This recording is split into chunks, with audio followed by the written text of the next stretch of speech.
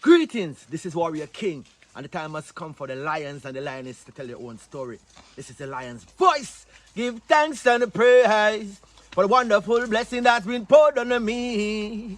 Give thanks and praise. Jah use I as an instrument to set the people free. Jah give her the power to chant. Jah give her the power to chant. Rastafari, the lion's voice. This is Mama Thea of Asli Pure, and when I want to hear the story from the lion and the lioness, I listen to Lion Voice with Ras Kwasi Bonsu. Greetings, this is Ras Ayalew. The time has come for the lions to tell their own story. See? This is the lion's voice. Keep it locked, right, sir? Ras Ayalew said that. Are you satisfied? Wipe those tears from your eyes. I'm all alone, still you thought I was telling a lie. This is the lion's voice. Keep it locked, right, sir? What are you waiting for? Come together, calling from near and far. Know who you are. What are you waiting for? Rally up, it takes the dust. What are you waiting for? Ancestors paved the way for us. Yes, I am Ketis Oyonde, asking, what are you waiting for to come together? The time has come for the lions to tell our own story. This is the lion's voice. Yes, job people, this is Michael Shamai representing. I will say, hear the lion voice, saying it is time for the lions and the lionesses to tell their own story. King David killed Goliath with a stone, we original dread. The fittest of the fittest shall survive. My people, open your eyes. Wake up. Blessed love, this is Queen Omega representing for all lions and lionesses. With the lion's voice, we come to tell our story. Rastafari, live it. Hey, the lion's voice, Rastafari. Alright, listen to me now, people. The lion roar, no dog bark. See? The lion's voice with Kwasi Bonsu. Time right now for the lion to tell his story. See? Listen up. Amina, the time has come for the lioness to tell our own story. No surrender, no retreat, we are Jaja soldier. Rougher than the streets, tougher than a boulder.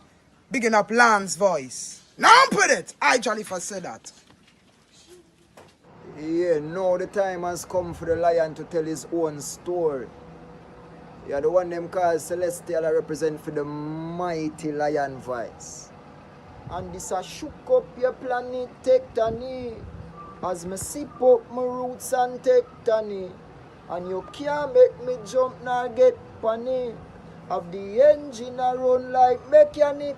Room.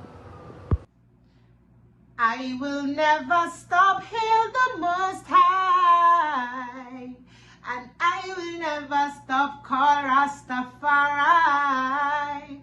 Blessed love, this is Kushite representing for the Lion's Voice. We are here to tell our own story, Rastafari. Yeah, David Dread of Steel Pulse, and I'm saying hail to the lion voice because it's time that the lion have its voice, have its own story. Says I'm stepping out here. Hear me now. Yeah, the lion's voice. Raw.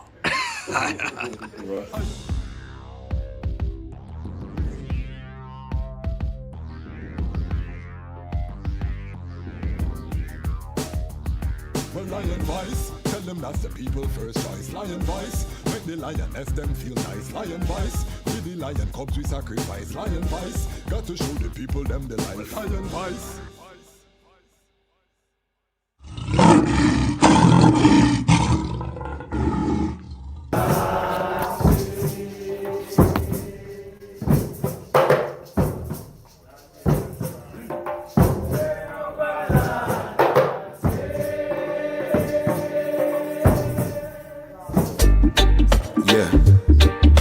Ras Tafari, Emperor Haile Selassie the first. Tell the people about him breast many. Well, even if the stars they fall and the moon turn into blood, but to the coming war we stand tall. I will shower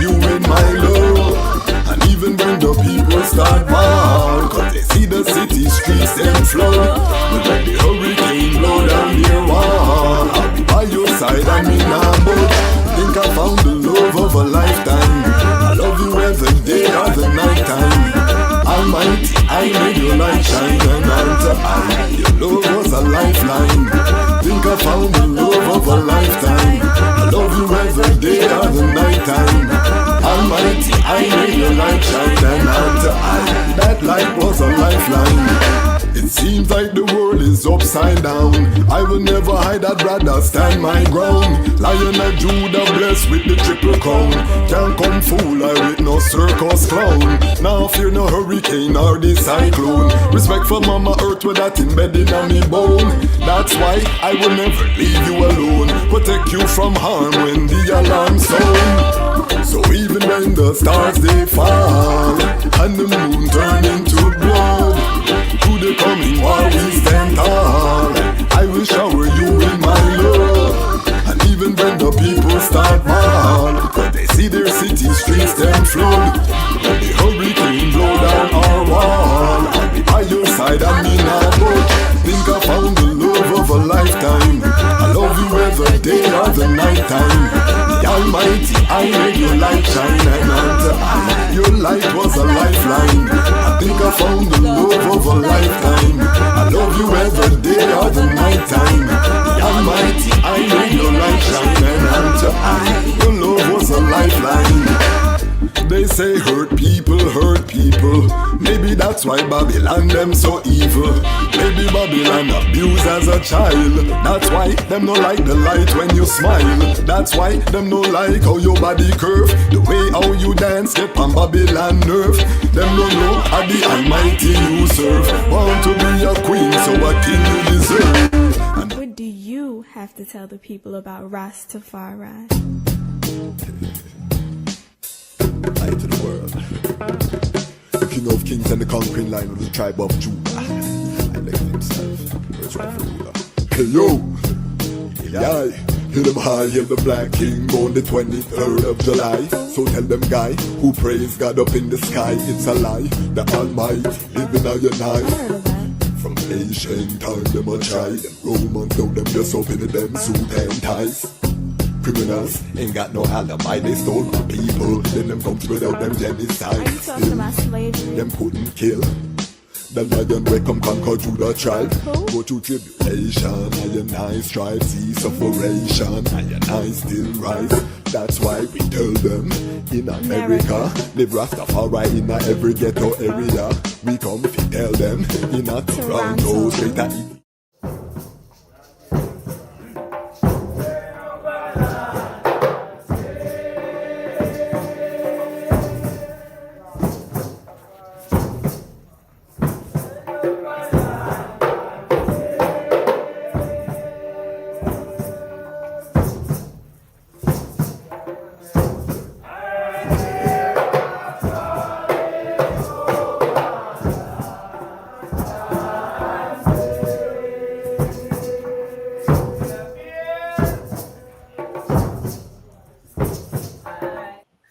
Greetings in that divine name of His Imperial Majesty Emperor Haile Selassie I.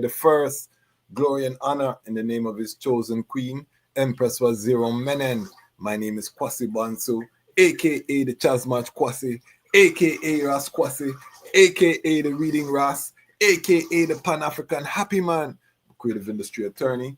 I'm an author, I'm an artist, I'm an actionist, and right now I am the host of Lion Voice Live. Welcome to Lion Voice Live, and welcome to the Lion Voice Network, where the lions are telling our own story. Today we have a special guest, and it's tonight if you are in South Africa. It's 9 p.m. in South Africa. Tonight we're going to the continent. You know what I mean? We're going to the continent.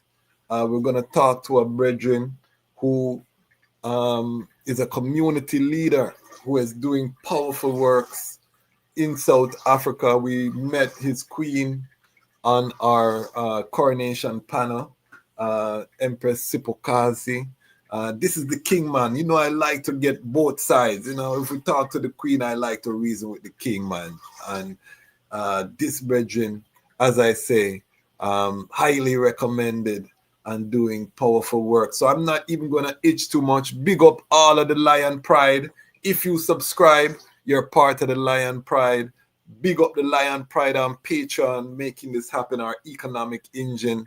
I see Freeway Dread in the comments already. I see the brethren, Prince William in the comments already. So big up my Lion Pride and Patreon. This is not a work of I by myself. You know what I mean? I have soldiers sent by Her Majesty side by side with I and I who are helping to push this forward. If you are of like mind, okay, I see Ras Roots there the same way. I have Battlefield Angels and I give thanks for that. We're 45 strong and we need more family. We're lonely. So join us. We're going to be having our November town hall meeting shortly, our monthly networking meeting. We're planning some powerful things and we need the numbers. Rastafari, independent, non-aligned media, you don't know. It's very important to I and I right now with this Armageddon. Also, before we bring forward the guests, we're still raising funds for the Hurricane Melissa efforts. Our family in Jamaica, it's a lot worse than it's being televised, family. I'm in several WhatsApp groups, and I want to big up all of the ones them that are doing great works in terms of fundraising, in terms of ensuring that the ones them are being dealt with in a just and upful manner. Relief packages. I think another RMO mission is going out today. We saw one yesterday. So give thanks for the ones them doing the work. We're going to try to be a hub of information. So on all of our episodes, ones have started sending Iman footage of the various damage. Big up daughter Shelly. She's been on the platform. One of our greatest humanitarians in the Nyabingi house. She sent me footage of her gates. The roof lift off. It breaks I and I hard. I'm going to be bringing some of that footage. Stay tuned for the Wednesday episode. We're going to have some special guests as well. So if you can contribute to the effort, Hurricane Melissa, Jamaica Rastafari has to completely rebuild all of those on that side of the island for the most part. We're not talking about the mold, the cholera. Families are judgment. So please and thank you. Give your attribution so that we can move forward in a oneness. It's repatriation time, you know. So we know that these things were going to happen. Our elders informed us that these things would happen. So that is it. All right. Let me introduce our guests because we don't want too much itchings right now. I am committed to bringing the voice of the African Rastafari to the platform. A lot of time in the diaspora, we're reasoning about Africa. We're chanting about Africa, and we're not hearing from our brethren and sistren on the continent because His Majesty is the Almighty. So ones that heal him all side, all tribe, and we have to build those bridges. And how they are healing him is evolving in front of our eyes. We are a young faith. 2030, we turn 100 years since the revelation of the coronation. So we're young, we're babies compared to the other world faiths, but we have grown probably the fastest of any world faith. So that's why I always say we have to be gentle on ourselves because we're still in our early stage. It was over 300 years before the Council of Nicaea and Christianity cemented their doctrine as a collective. You know what I mean? So we are just at 100 years. I know there's going to be big celebration on the continent for 2030. Also, we know that's the year they're rolling out the smart cities across the earth. You know what I mean? So it's an Armageddon at the same time.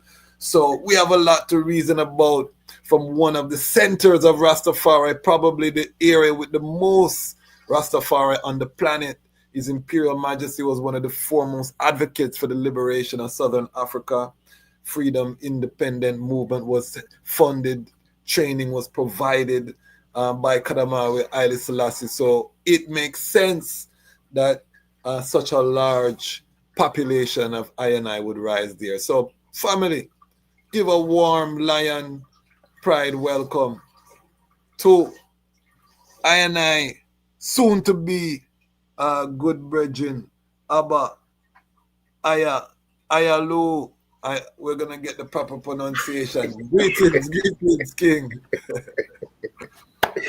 Greetings, my brother. Greetings to your listeners. Greetings and thanks for having me, my lord.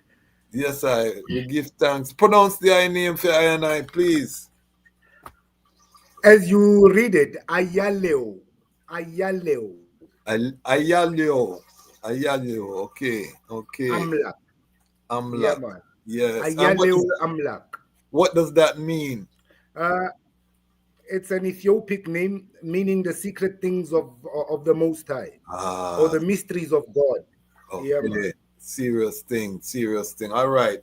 We're gonna bubble the sip nicely today, King. Because the first time I'm reasoning with the brethren, just like the item. So we're gonna bubble this pot nice. We're gonna get our seasoning. We're gonna chop our onion, everything, and make the reasoning nice.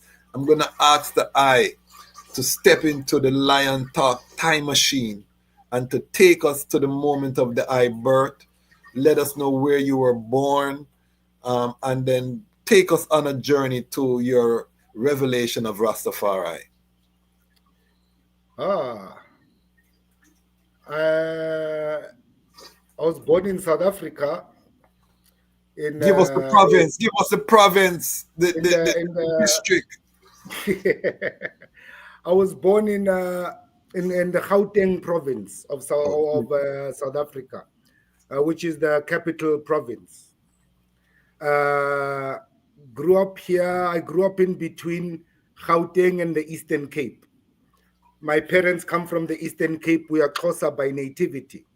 So I grew up moving between the then Republic of South Africa and the country of Transkei.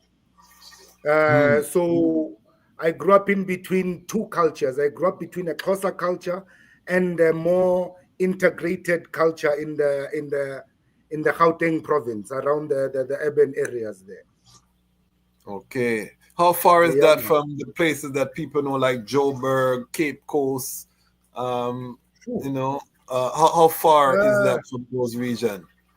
From Gauteng, in specifically Pretoria, where I spent most of my time.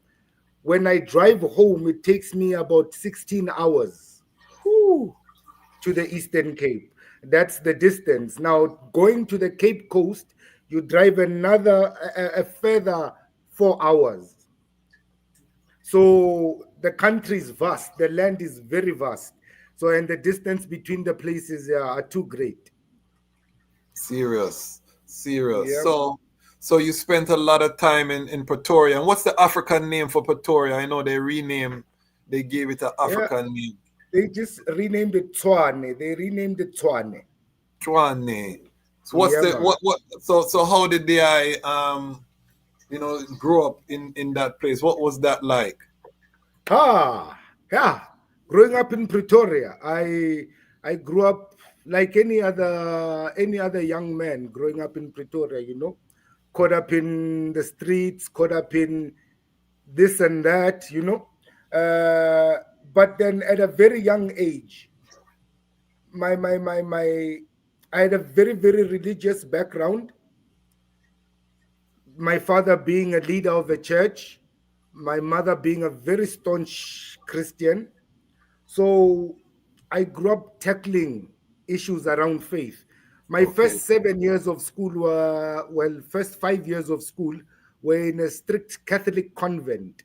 Oh, wow. So I grew up with strict Catholicism exposure. But that was very different to the Christianity I was learning from home, which was more of an African approach to Christianity.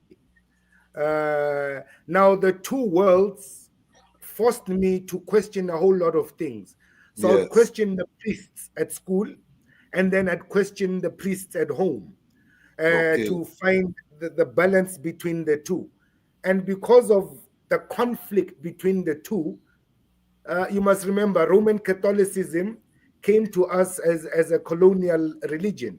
Yes. Whereas African Christianity was a response to that colonialism, and if anything is a response to something else, it's never truly itself. Yes, truly. You see, so I had that. I grew up amongst that conflict, which is which now. Uh, Fast forward to 1997, 98. 97, 98, I spent some time in London, in England. Okay. Uh, Being alone most of the time without not knowing a lot of people around, being an African at the time, I spent a lot of time in the libraries. And what fascinated me the most was history, religion, spirituality. And that's where my journey started. When I started studying spirituality, studying history, studying the origins of religions as a young man like that, unsupervised, unguided. So I was just taking in whatever I could find at the time. Uh, Fast forward back in 1999. Now I'm back in South Africa. Okay. I had I would call what people would call a mystical encounter. Okay. I had a dream, and in this dream I saw a man sitting on a throne, a wooden throne, a very old wooden throne, but I couldn't see his face because there was too much light around his face. Okay.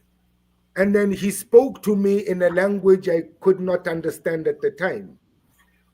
But at the end of the dream, he tells me what I did here was, you'll understand what I told you after 7 years. 7 years later, I'd completed multiple initiations. I had traveled. I'd been through too many things. Exactly 7 years later to the day, I met a Rasta of the Order of Melchizedek. Good. And when I met this guy, this priest at the time, his Yes, name was Nathan. Berane Selassie. Aile. When I met this man, Berane Selassie, he introduced me to what would inverted commas a Rastafari church. Okay. At that point, I'd never met any Rasta before in my life. I did not even know about Rasta. Okay. I visited the church, and then we chanted. First time experiencing a chant. And everything that was in my dream 7 years ago was happening in front of my eyes at that time. And it piqued my curiosity about who's that man in the picture there. And when I was told that it's His Majesty Emperor Haile Selassie of Ethiopia, it did a number on my intelligence for a moment. Because at that time, we all knew Ethiopia as a place of poverty, you know. We all knew Ethiopia as a backward place, you know. I think that was my encounter with His Majesty. And from that day on until this day, even my children know His Majesty is God and King. Really. We love that. All right, so that was the overview. Let me ask some questions along the way. So you had never in Pretoria, and I'm gonna do a better job to learn the African names and memorize them because I'm decolonizing my mind. But for now, we just say Pretoria. You never met any Rastafari in Pretoria growing up or had seen any? Not at all. Thing is, I grew up most of the time in boarding school. Okay. So I spent most of my high school years in boarding school. So everyone at school is the same. And when I'm out of school, I'm on my family farm. So Okay. at the farm, there's nobody around, I'm a wildlife enthusiast. Growing up in rural South Africa, what type of wildlife did you encounter as a farmer? Because here in Washington D.C., for example, people would know we see deer, we see foxes, we have coyotes here, we have owls, we have the bald eagle. You will see all type, and I love nature. What type of wildlife did you see growing up in rural South Africa farming?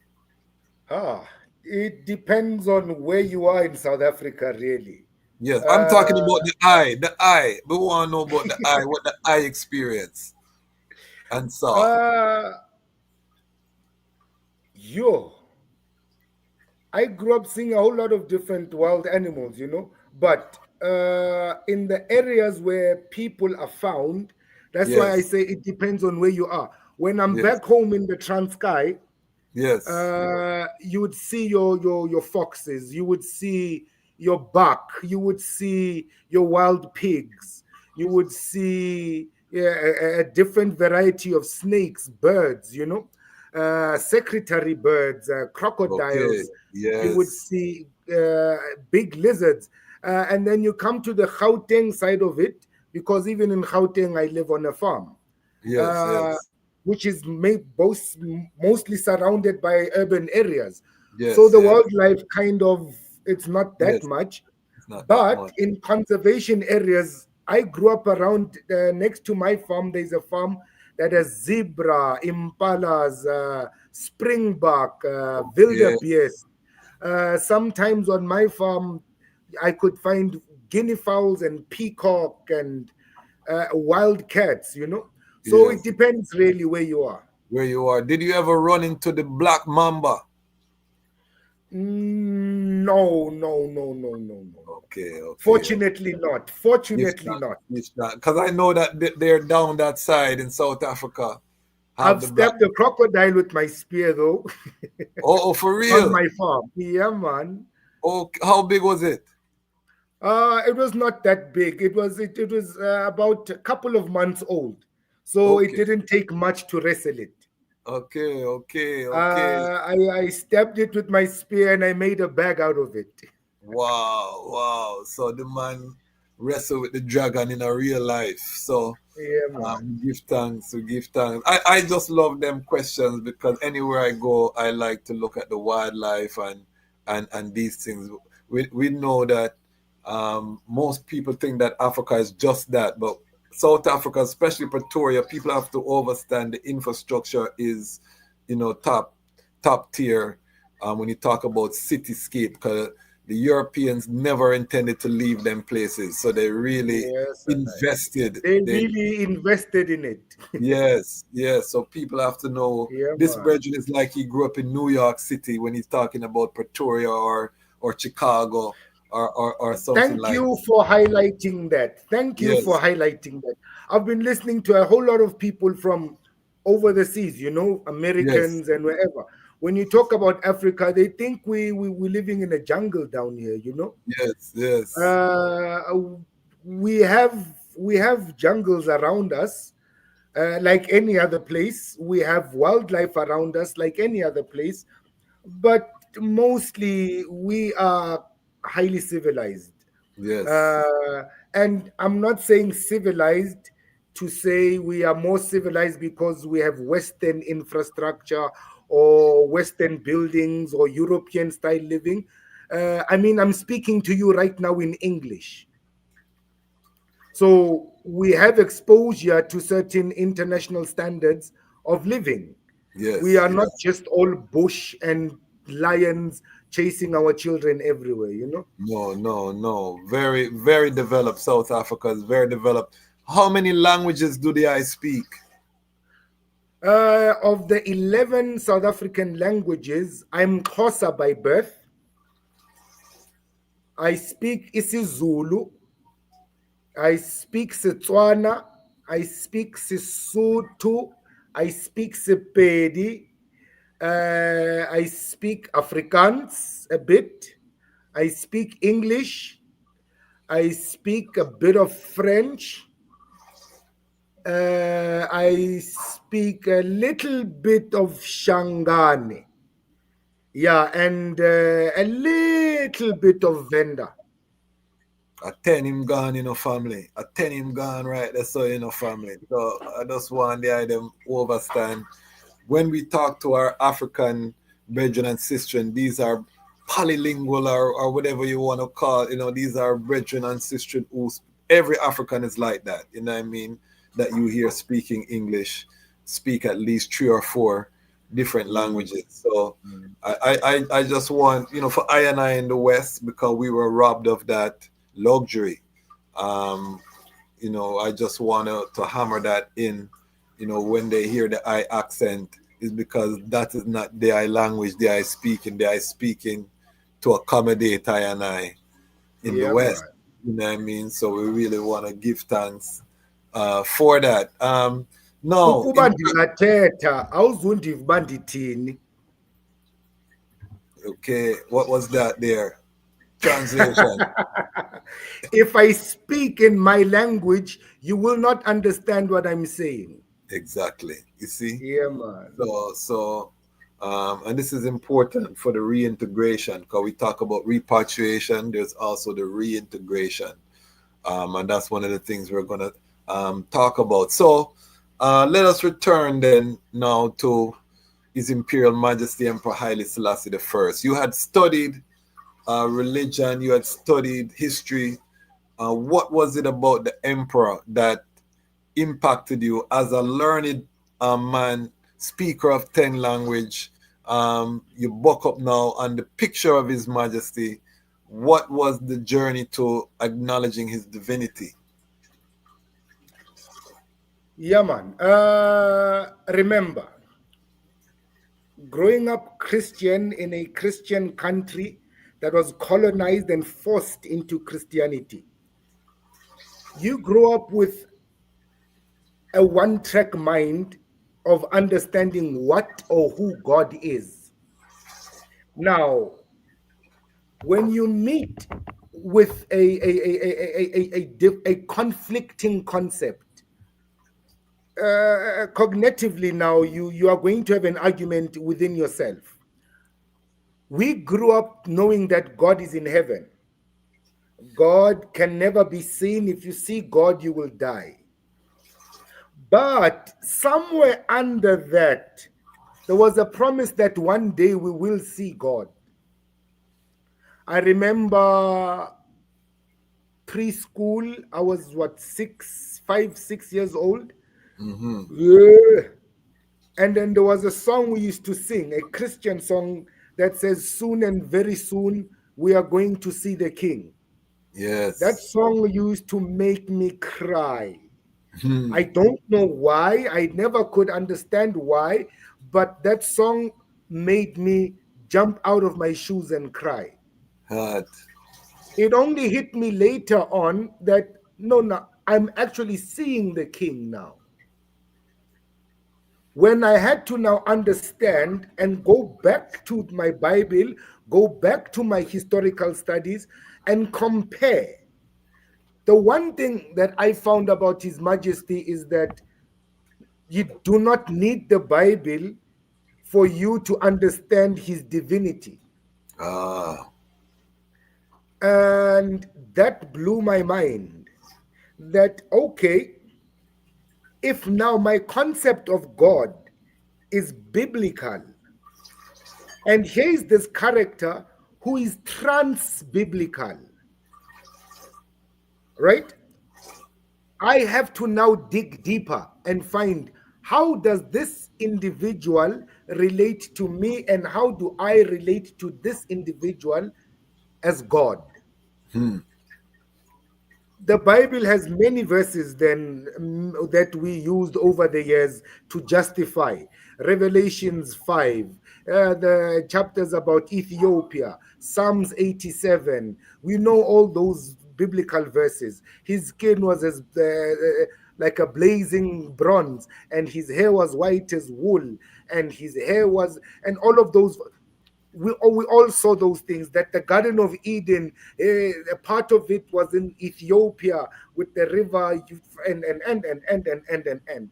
But now, if you look at history, all these biblical facts are disputed amongst many religions.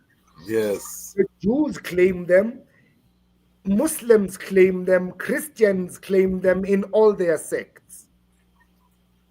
Now, how can I, outside of all that confusion, identify this individual as God?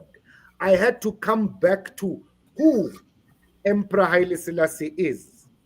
Now, Emperor Haile Selassie's name at birth was Teferi Makonnen. Now, Teferi Makonnen, when you study the Amharic language, is translated to mean he who inspires awe, or he who is to be feared, or he who demands respect. Yes. Now, in our traditional African languages, our kings, we call them Bayete, he who inspires awe. We call them Tobela, the one I bow to.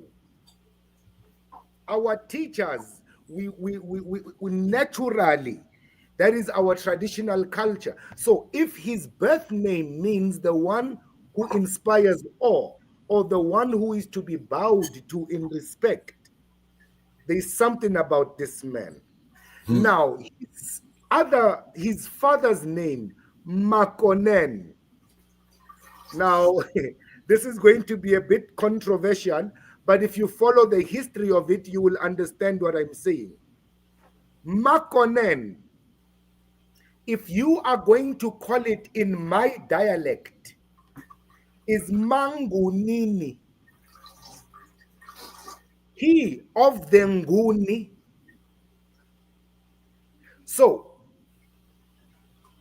by virtue of his name, Emperor Haile Selassie is related to me, beyond religion, beyond faith.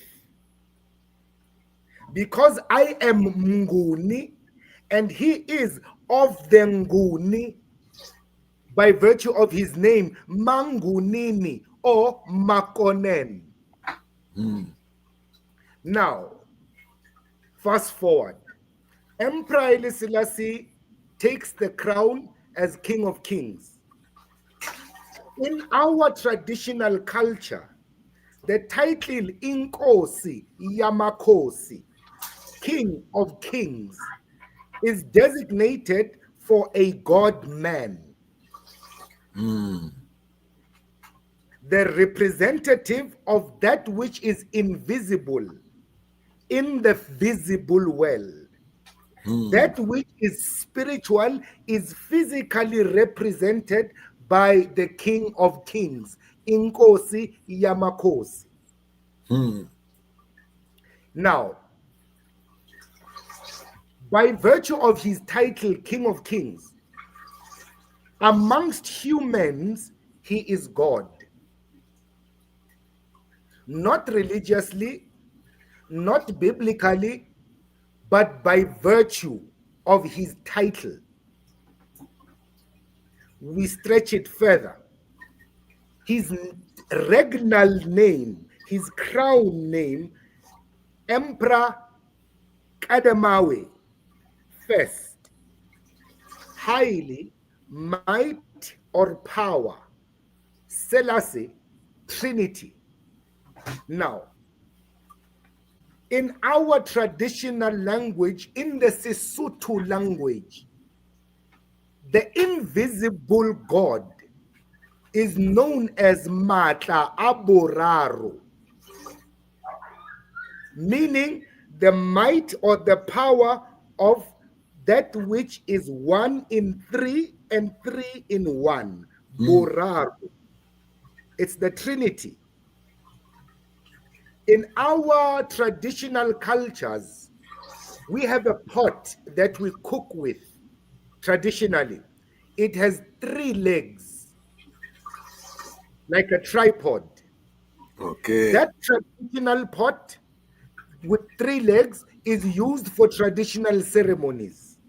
Why? Because it invokes the concept of the tri-unity, which is God the Father, God the Mother, and God the children. Now, Emperor Haile Selassie on his coronation was crowned with Empress Menen equally, of his own violation and insistence, Yes. because that was not Ethiopian Orthodox tradition.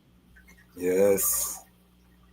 Now, what he brought forth to the consciousness of the people of the world who were watching and observing was the consciousness of the original Trinity. Man, woman, together create family, Infinity. eternity, Eternity. immortality. Yes, Isis. So, according to those facts that I correlated from my own culture and my observation of the historical truths and evidences about the life of this individual, I concluded that Haile Selassie is God and King. Serious. No, it's Now, serious. we can have a biblical debate about it, but I don't need biblical proof or approval. We can have a religious debate about it, but I'm not religious in any way, so religious arguments won't stand. Haile Selassie is God and King according to my cultural convictions. Okay. And I would add on top of that, because a lot of people can profess to be something, but we witness Haile Selassie travel the earth, and we witness the nations of the earth bow before him. We witness them take out their best military to have them inspected by him. We witness, the high and the mighty from all sides, give him praises and accolades and their highest order, induct him into their highest secret orders. So, a lot of time, you would have people that say that my king is this and is that, but when he goes out there, it's not proven. You know what I mean? One of the things as Rastafari that I love is that we see how the rest of the world react in the presence of High Majesty, and it's universal, whether it's Asian, whether it's European, whether it's Indian, it's universal. You know what I mean? The nations hail him. You know what I mean? They hail him Kadamawi. So I love that about the Chad, and I love what Field Marshal Tau said, that if every knee shall bow and every tongue confess, then we shouldn't be surprised when people hail him outside of the context of the Bible. Precisely. Precisely. So I'm with the 1,000%. There I made mention of a church called Melchizedek Order. Explain the fullness of that church, so let's pick up the story again. When you went to this church, you met the brethren, and what was this church about? Because I in the West are not familiar with that mansion or that and what is the philosophy? Take us through the whole vibration. Yeah, man. I quoted air quoted church because that was my perception at first. Okay. Only to realize that no, it's an order. Highly. It's an order of priests. It's a priestly order based on the teachings of His Imperial Majesty Haile Selassie. Okay. Its founder, funny you mention his name. It was founded by Abuna Tautau Haramanuba. Okay. He was the founder of that order, of that institution, which later now evolved into what we are doing right now. The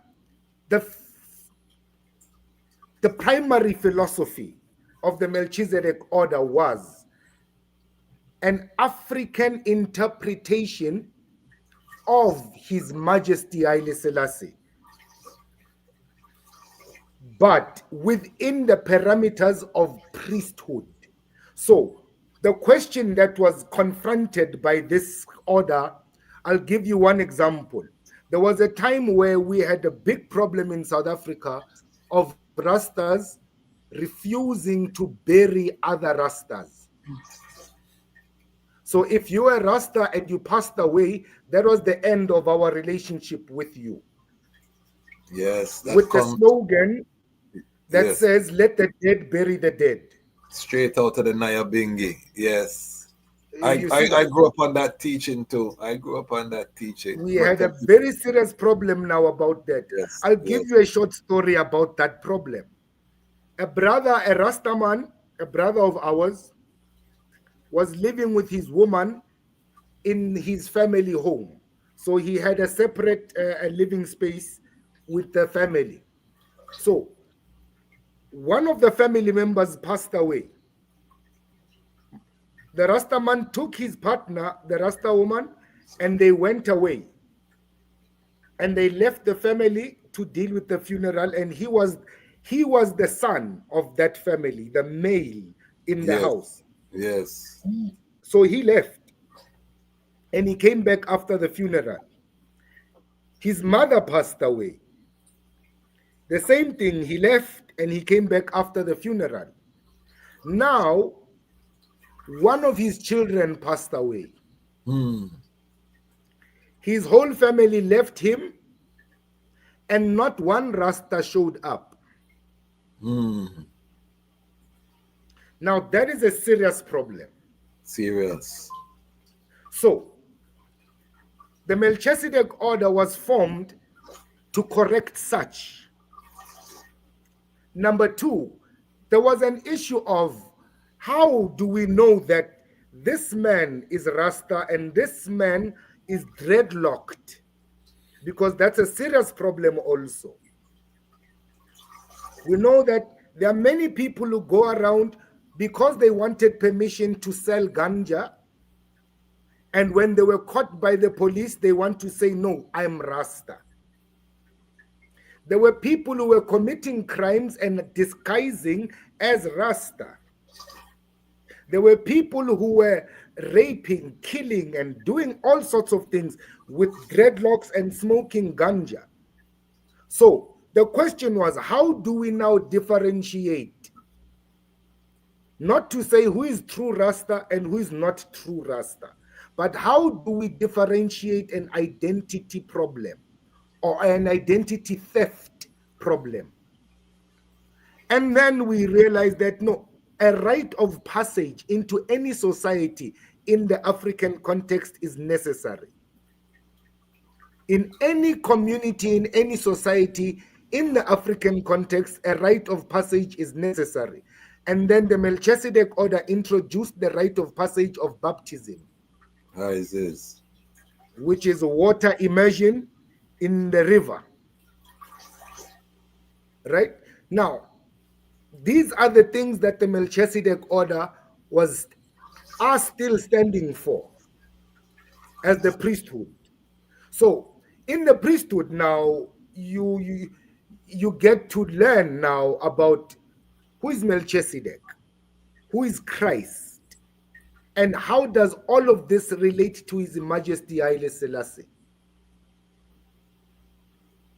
You see? But now, with the backdrop of not forgetting we are Africans, we are in Africa.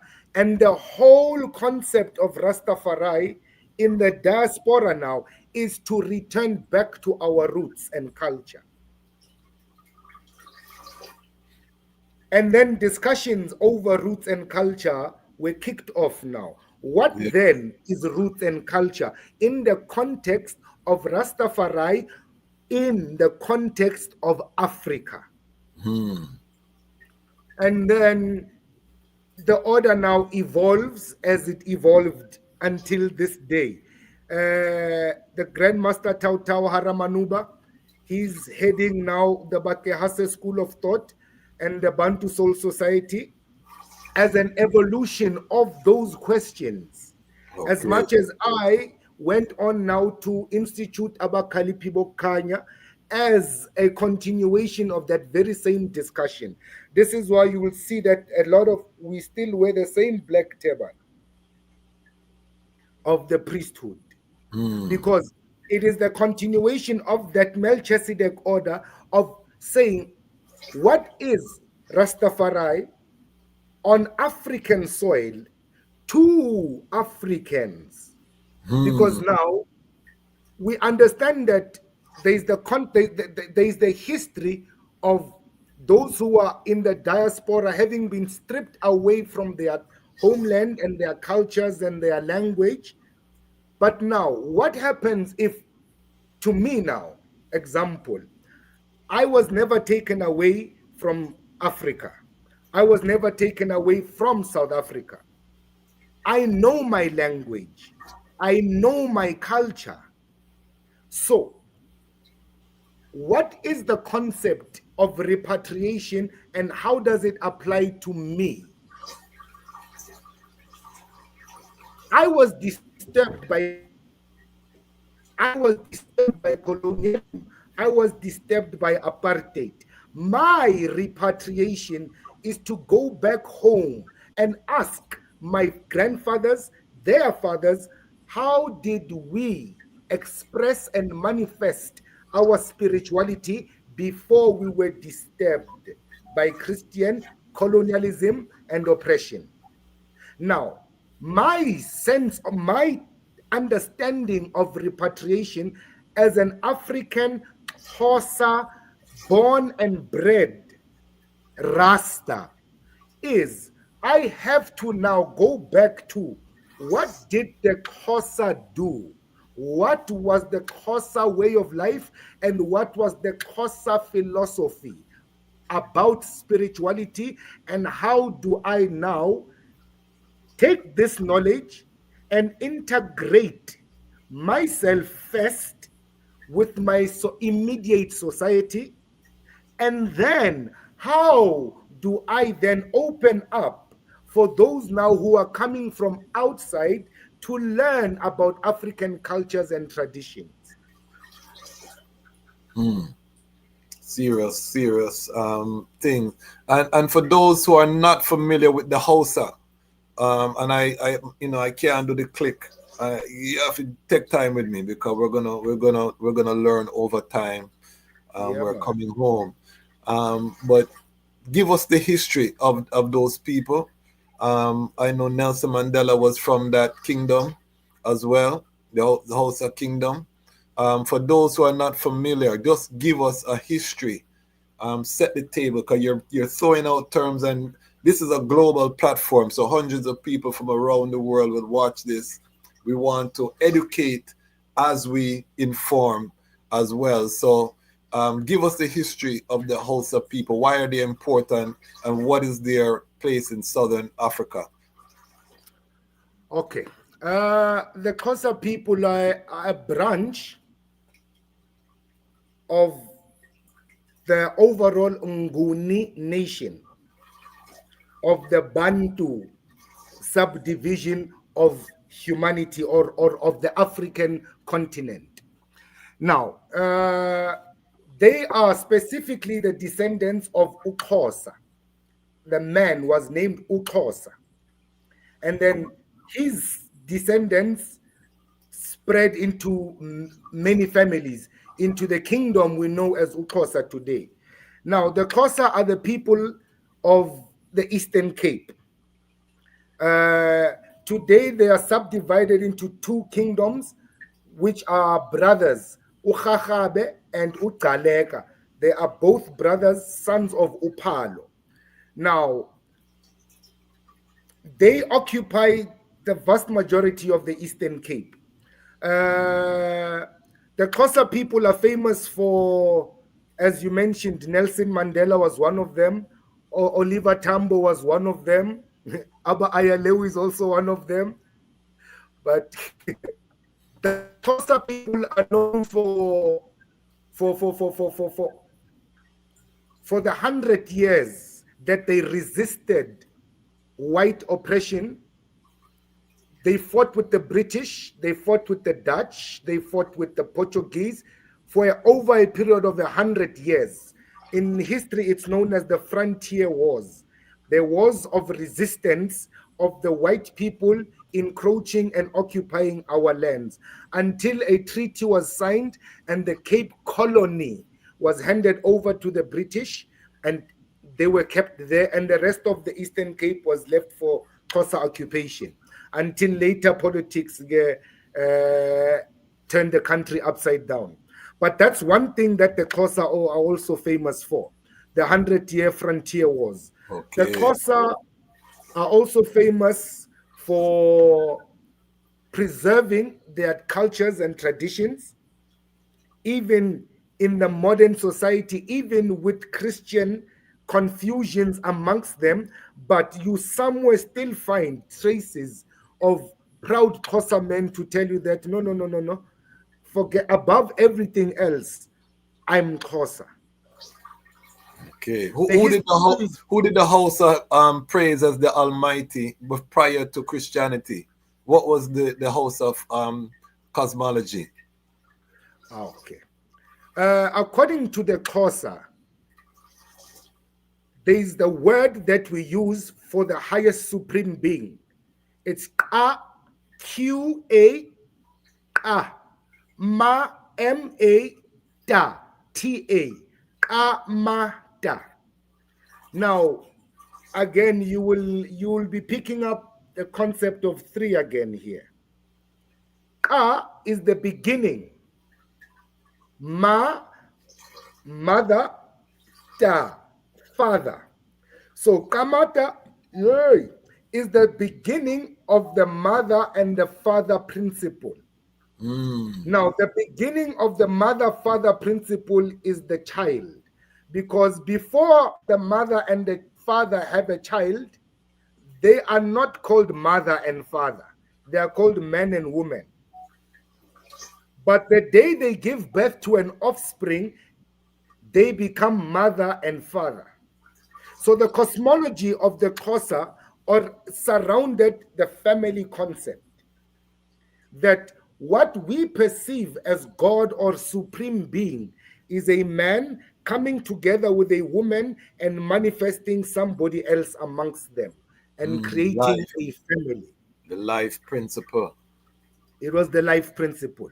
Yes. Now, around that three, you get now the 7 principles that govern the three. These 7 principles, just to quickly go through them, are governance, how to govern the home first, how to govern yourself amongst the home, how to govern yourself in society. So governance, agriculture, how do we work with the land and how do we preserve the culture and the knowledge systems that we have. Number 3, rites of passage and education. This is where now we have our rites of passage, that from transitioning from boys to men, you have to go through initiation school. Transitioning from a man to a husband, you have to go through initiation school. Transitioning from life to death, you have to go through initiation school. So education was a great part in our cosmology. Enterprise was another major pillar in our enterprise. Enterprise came in the form of 1, marriage, 2, communal work, coming together as communities to work together, either to plow lands or to raise cattle or animals together. That's community work. And in familial terms, in marriage situations, where we paid lobola, where cows now were involved. When you're taking a wife, you had to pay a number of cows and gifts to her family in order to maintain the economy of that family, because now you are taking away an active member of their family. So after the enterprise, we go to the entertainment aspect of our culture, where now we had dance, we had singing, we had drums, we had dramas that were played out and reenacted. And then we had our science and technology and development, where now we came together to use our minds. If you look at our history now, stretching back from the times of contributing to the building of the pyramids up until to the constructions of our villages in geometric concentric shapes. And then lastly, the most important pillar of our cosmology was spirituality. The fact that man is God and God is man, and the divine is always within us. We are never separated from the divine. Serious.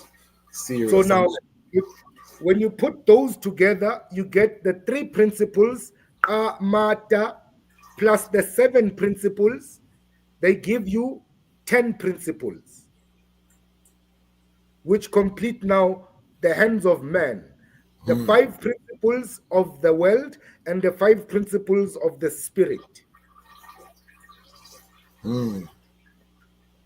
So man is both physical and spiritual at the same time. Powerful, powerful. What was the relationship with the Hausa and the Zulu prior to the European intervention?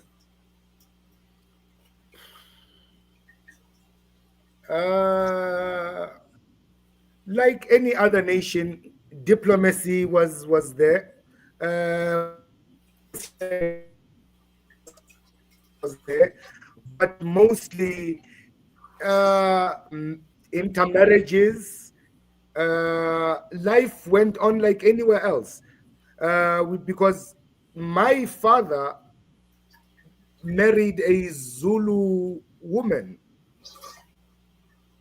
So it's always been like that. There was never any animosity until the British government created groupings now.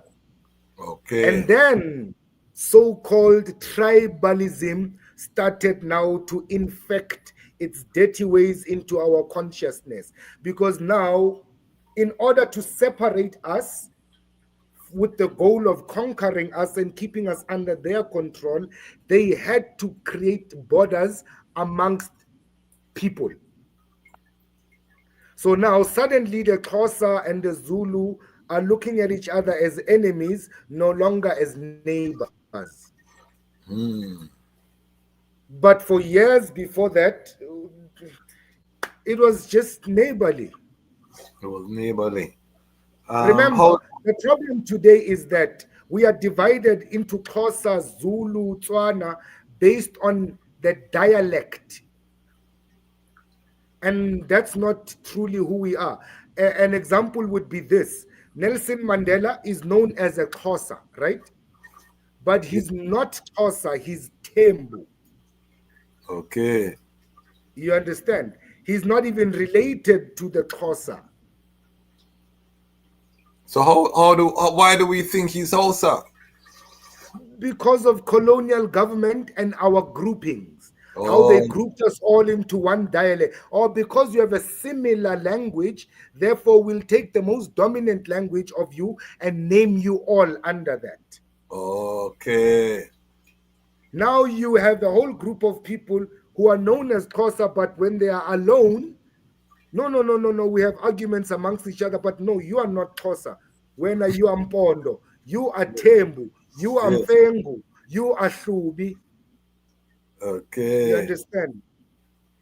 We're learning today, family. We're going deep into South Africa history. So how does the I view Shaka Zulu? Because the sound is that he was expanding the Zulu Empire. He was warring with the surrounding people. How does the I view the legacy of Shaka Zulu?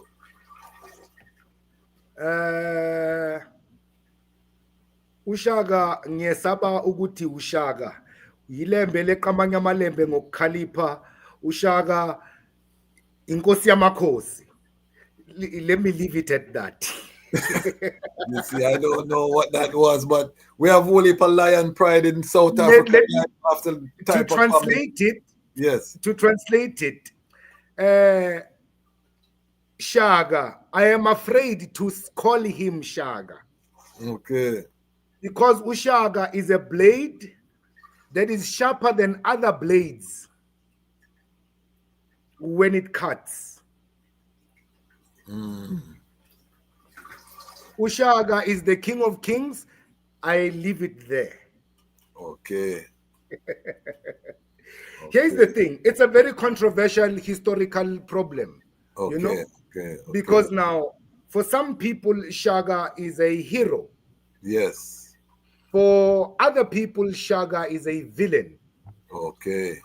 Now, depending on which side of the stick you are holding, if you are reading the histories of the people who encountered Shaga personally, most of them would tell you that he was a tyrant. Yes.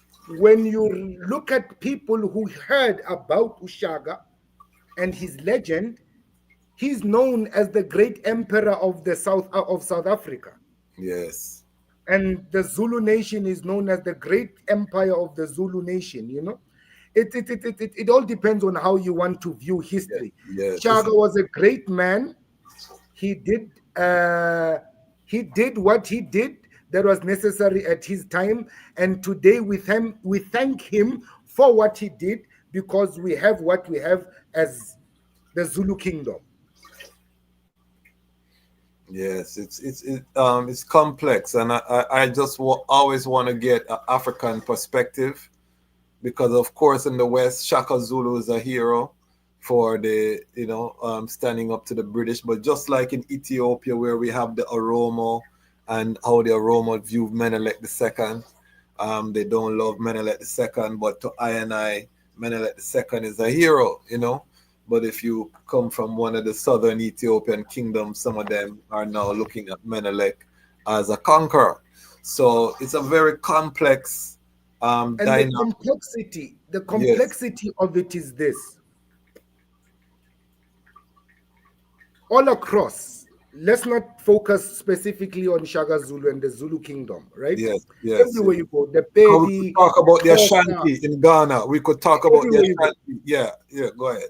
The issue is this, and it's sad that you, as you are saying now, you in the diaspora are viewing these characters and individuals as heroes because you perceive them as having stood up against white oppression.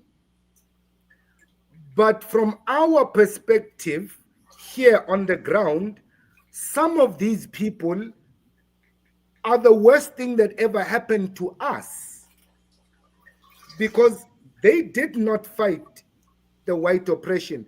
They actually are agents of it. You in the West view them as heroes because history portrays them loudly. I'll give you an example. There are men like Omar, okay, that in the West you've probably never heard about. No. He actually fought white oppression, and he was imprisoned on Robben Island for that. So now, the thing is, if I wanted to emanate the American lifestyle and culture here in South Africa, all I have to go by is BETV, MTV, and whatever movies Hollywood presents. So I would dress according to what I see, speak according to what I hear, and try to live according to what I experience on TV vicariously. And then when it happens that when I get to America, I'm culture shocked because all that I thought I was practicing for, it's not like that. You understand?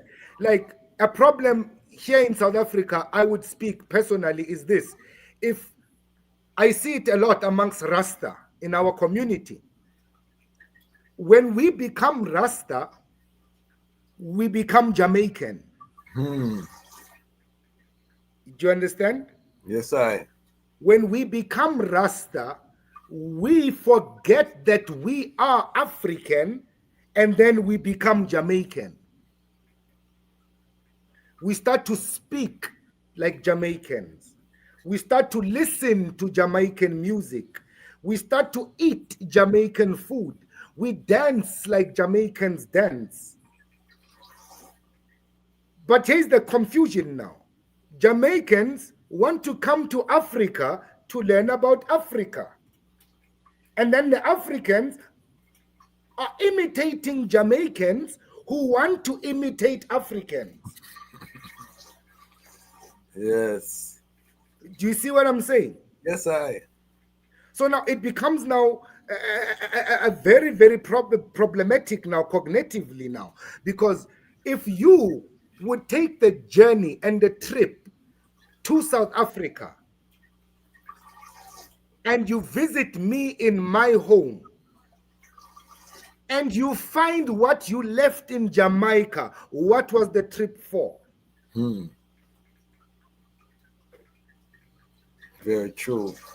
And to be fair, I think it's a balance, because I think there are some things that are positive that we've learned on the Western journey that we can bring home, and there are some things that we need to adopt and some things we need to leave in the West. So I think it's a balance. But to your point though, and this is universal, the stamp that Jamaica has had on the movement. It's only recently that we're finding out that the first martyr of Rastafari was a Black American, Grover Redding. I don't know if you know that history. Yeah, man.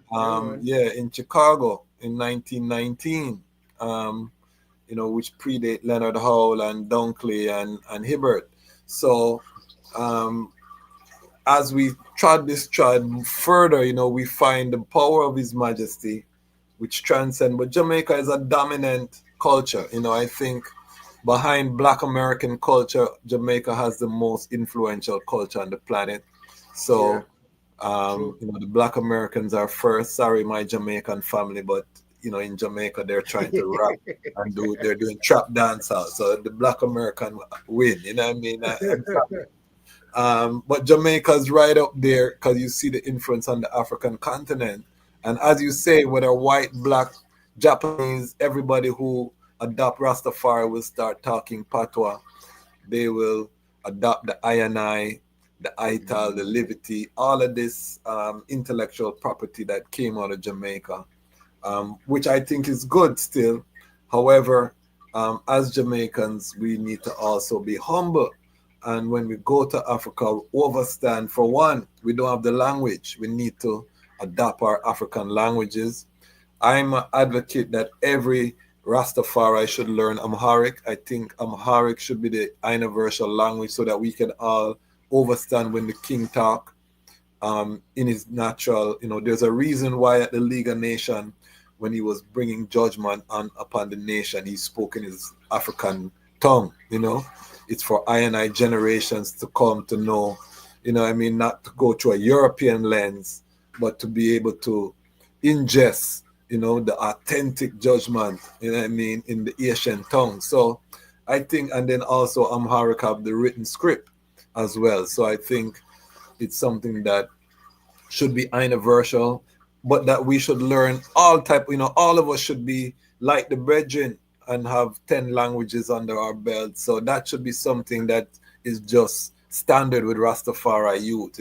They should have a plethora of languages, but we should all, agree and know that, okay, Amharic, we centralize with Amharic. Everybody, every school that have Rastafari should be teaching some Amharic Fidel so that we promulgate that across the continent, as a de facto language in the same way that Swahili, which was a trading language, becomes the most prominent language, but it uses a Latin script.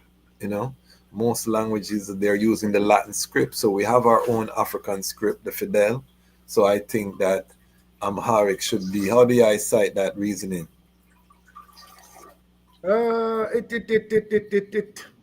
It would work.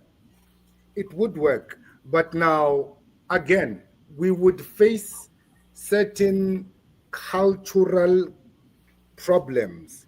Okay. Where me, as an African, would point out that, yes, Amharic was the language of the king and it has its own script, but Amharic is Semitic, not Bantu. Yes. And then I would argue that we Bantu had pictoglyphs longer than the Amharic script. Okay. Pictoglyphs like the ones you see here on my chest right now. Okay. Which are even older than hieroglyphs. Okay. They're even older than hieroglyphs, and they're only found in the southern part of Africa. Okay. And they date back to 250,000 years back. Wow. So, as an African, born and bred, I would argue, no, but my language is older than Amharic. My history is older than Amharic. I acknowledge the king, no problem. But to be colonized now by the king's culture, which is younger than mine, I will have a problem there. Okay. I would have a problem where I have to now communicate with the spirit in a foreign language when I have an African language. Now, it would. The thing is, here's the thing. We need to ask ourselves one question. Is Rastafari a spiritual existence or a religious movement? Or is it a political response? Because if it's an element of spirituality, then it must be and can be accommodated and accommodative of all cultures and can be manifested in all cultures and traditions. If the French see His Imperial Majesty as God and King, let them speak le français. If the Chinese see His Imperial Majesty as God and King, let them manifest and express His Majesty as their Jade Emperor, because that's how they understand spirituality. And if the Zulu understand His Majesty as God and King, then let them say Bayete Ngonyama to Him, because this is how they understand their connection to spirituality. Now, to say that no, because Emperor Haile Selassie spoke Amharic, it should be standard for all. As an academic exercise, I agree with you fully. I studied Amharic, I studied Ge'ez, I teach it to my children. Okay. But as an institutional practice, we are now escaping religion to form yet another religion. That's where the danger is now. We are going to have the old Latin for prayer now. As much as the Ethiopians are limited to Ge'ez when it's spiritual talk and prayers, and Amharic to national language. And it's going to be another element of confusion.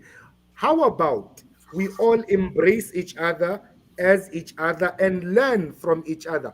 We have a saying in our culture, umuntu ngabanye abantu. I am because you are, loosely translated. Yes. I am because you are. That goes back to that I and I concept. Yes, I. So how about when you see me, you see a manifestation of the same divinity within you, just in a Xhosa tone. And when I see you, I see the same manifestation of divinity just in a Jamaican tone, and there should not be any clash there. Instead, there should be an opportunity to learn and educate each other. I love it. I love it. Um, I love that. We have a couple of questions coming in here. Hold on. The Lion Pride is in tune. Let me take time to big up Ras Roots. Give thanks for the $5 attribution. You can give an attribution if you love the reasoning, you love this high level, high frequency Rastafari reasoning. We have to fund it, my family. So we are looking for that audience support. You can join our Patreon and become a monthly subscriber, or you can just bless I and I like Ras Roots, always leading by example.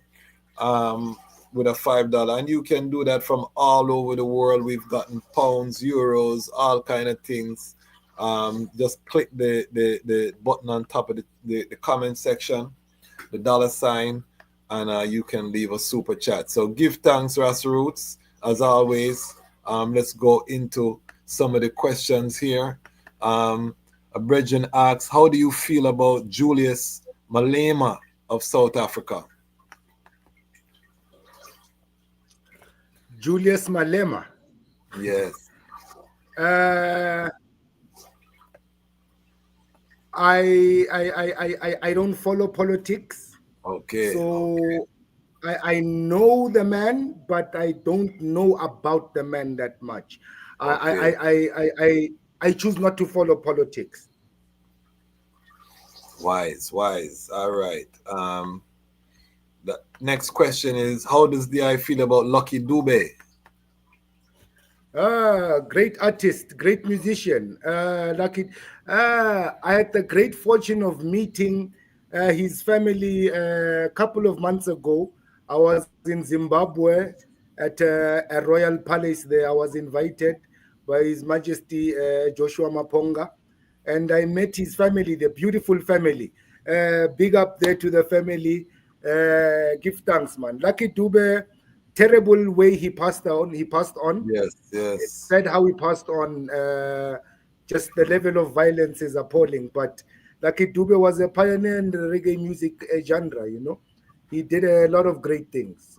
Definitely. Was he an active part of the Rastafari community, or do you know if he was active in the community? Or was he Lucky Dube, he sang reggae music as an artist, but we in South Africa know that he was not a Rasta. He never claimed to be Rasta. Okay. He himself never claimed to be Rasta. He was a very respected member of the Shembe Baptist Church. Okay. Yeah. Okay. Give thanks for that education. Marlon Tidwell said, true indeed. What is the language of David's kingdom? South Sudan, Ethiopia, Kenya, and Tanzania. I'm not sure what I mean. I know there are several languages. Do I know anything about what the brethren is asking? Listen, in Ethiopia alone, there's more than 3,000 languages spoken. In Ethiopia alone. So to put South Sudan, Kenya, and Tanzania, it may take a whole year to count all the languages. Yes. Remember, King David's kingdom is not a geographic location in Africa. Yes.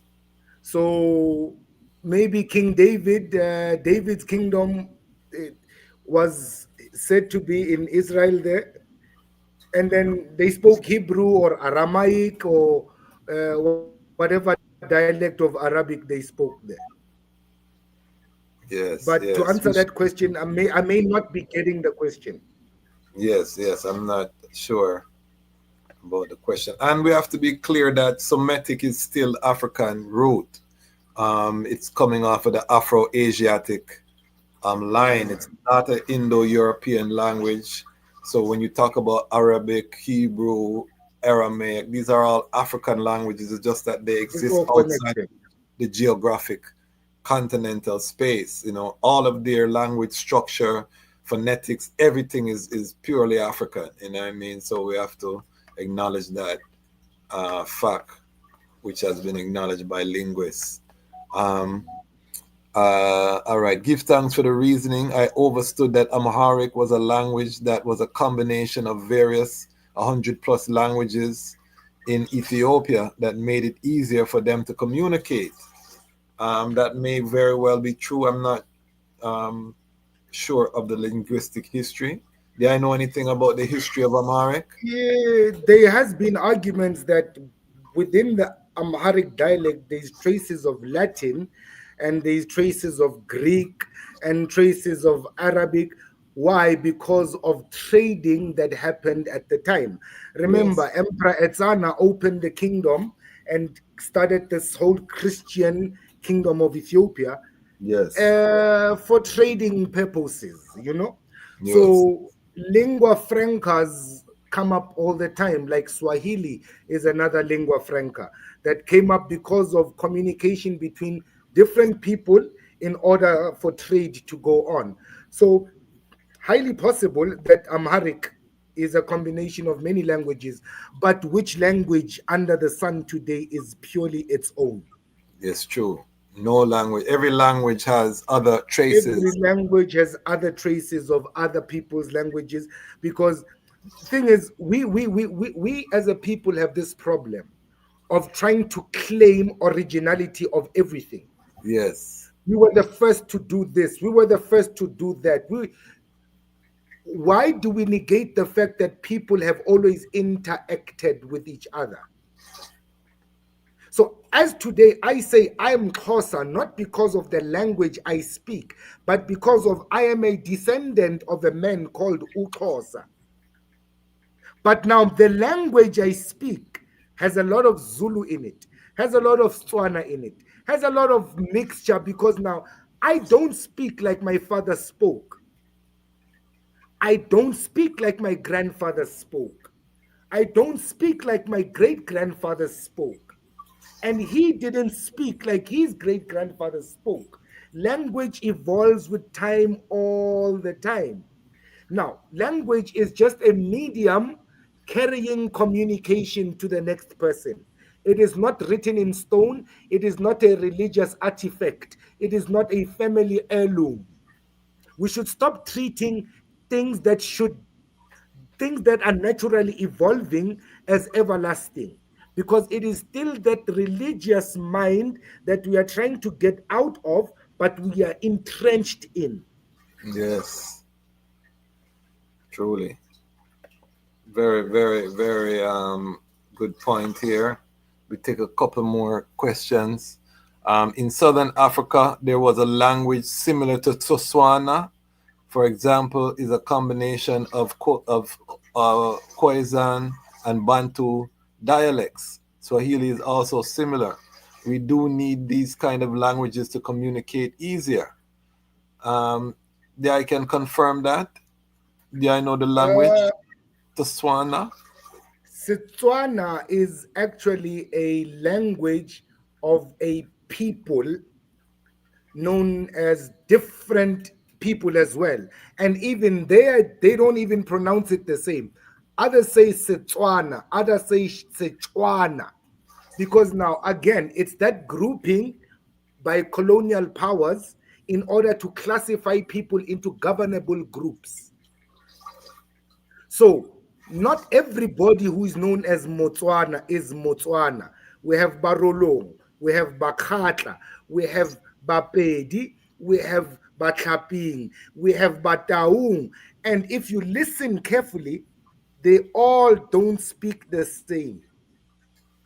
But on paper, they are all classified by the colonial government. So to argue that Setswana is combination of that and that, all languages are a combination of other languages.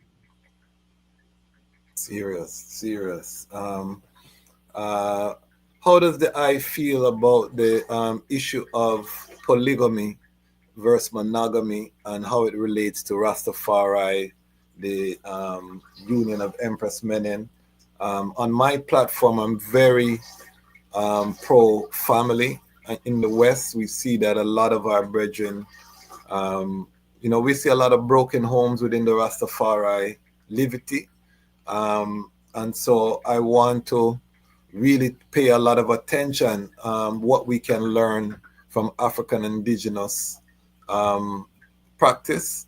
But how does the eyesight polygamy versus monogamy as it relates to Rastafari? Thanks for the question. I like your outlining of the question, that you've experienced that in Rastafari there's too many broken families. Yes. It's true in South Africa as well. But now we need to also first understand, when we say broken families, what do we mean? Do we mean husband, wife that were together and they separated? Or do we mean Rasta man, Rasta woman come together, no, nothing formal happening, and then suddenly they have children and then they go separate ways? What do you mean by broken families? So I can answer you within context. I think both of them are an example of broken families. Once the children are growing up in a home where their mother and their father are not present, they don't have access to the mother or the father, that to I is a broken family. So whether it happens because they've come together, or whether it happens because, a lot of times even the brethren are dealing with sistren who are not Rastafari, and it doesn't work out, and the youths them are suffering. So to my definition of broken is any union where the youths them are growing up and the mother and the father are not together for whatever reason. Okay. We may have a different point of view or perspective on that one. Okay, explain. In our culture, yes, if a man and a woman are not formally introduced to either families, whatever they are doing is illegal. It is not considered right. Okay. And should that man be found, he can be fined heftily for it. Okay. Now, if that happens, that Rasta man, Rasta woman come together, we call it jolling. They're having a relationship and they have a child. That child is born illegally of an illegal union. So we cannot even use the term broken family in that type of relationship. Okay, hot it up, hot it up. It was never a family to start with. Hot. In Africa, what a family is when boy meets girl. Introductions happen. Boy's family goes to girl's family. Introductions happen. Girl's family take girl and bring her to boy's home. Now that's a family. What? Where the cows taken out, where the gifts exchanged, where the rituals observed. This is the African concept of a family. And the reason why we see so many broken families in Rastafari is because we do not follow. Rastafari gave us a freedom to sleep around. Rastafari gave us the freedom to impregnate girls and women without taking accountability nor responsibility. What? You find Rastaman with 5, 6, 7, 18 children spread across the country. Not even one he's taking responsibility for. And that is a very, very, very, very dark stain in our community. So we cannot even consider those broken families. We should consider those criminal offenses, and all those must be held accountable. The brethren are shoot, a lot of brethren are shake. You're making people nervous, Abba. I don't know. You don't live with another man's child in your house without introducing yourself and showing respect to that man. What? Order. So the problem with us Rasta, you meet a girl, you put a long skirt, you put a turban on her head, and then you want to call her empress tomorrow. And we must all respect that nonsense.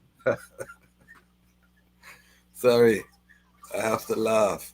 It's hot. It's hot over here, family. It's hot. We are dealing with it because it's an order, as the brethren say. I call it loosey goosey. You know what I mean? I say we become very loosey goosey. Anything goes, and another word for loosey goosey is hedonism, because you're following the pleasure. Exactly. You're following the pleasure principle. You know, you're governed by your pleasure, which is a heathen. So if you remember back in the 60s, when Rastafari was mixing a lot with the hippie movement. Yes. Remember the hippies and Yes. their free sex philosophy. Yes. We've adopted that and made it and enshrined it within our Yes. Rastafari practice. Yes. Speak on it, Abba. We have enshrined nonsense and we call it Rastafari. Hot. You see that? You do not impregnate a woman and you've never even appeared to her parents. In Africa, that is an offense. Disrespect. Did you hear that? Say that again, Abba, please. You can't. You are disrespectful, not only to the woman you made pregnant, you are disrespectful to her family, you are disrespectful to the community she comes from, you are also disrespectful to yourself, because it is your ancestors that you inseminated in her womb. Hot. And now you are going to be irresponsible for your own blood. Hot. It's hot over here, family. It's hot. And then you want to hide behind the flag of Ethiopia and say Haile Selassie is God? It's red. Please, family, text your brethren and your sister and tell them don't come over here because they will get burned up. It's red. It's red hot. Save them. Save them from the judgment. It's red hot. We're burning. No, but this is a serious reasoning because we see the time that's upon the earth, and we have to get serious. And part of this brokenness, or we won't even call it family, but part of this illegality means that we haven't been able to build institutions, our schools, our health centers. These things are built by stable people and stable families working together in one accord. And part of the reason that we have so much he said, she said, foolishness, this, that, and the other is because we are out of order as a people. The thing is, we have an issue here in South Africa currently. Elders in the Rastafari movement are raping young girls. Hot. Who live with them in their houses because they came with their mothers. Hot. So this man looks at this girl not as his child, but as a potential sexual partner. Hot.